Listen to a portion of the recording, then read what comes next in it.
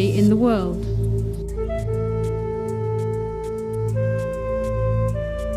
Covering a land area only 1% of the Earth's surface, Indonesia supports the existence of 10% of the plant species and 12% of mammal species in the world.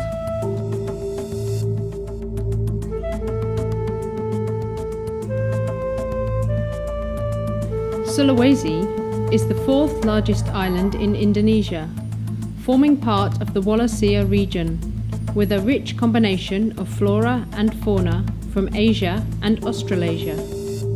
Sulawesi consists of a vast tropical forest area, divided into montane and lowland rainforest, categorized by experts into 18 different types of ecosystem. The diversity of these ecosystems supports a wide variety of endemic flora and fauna found only in one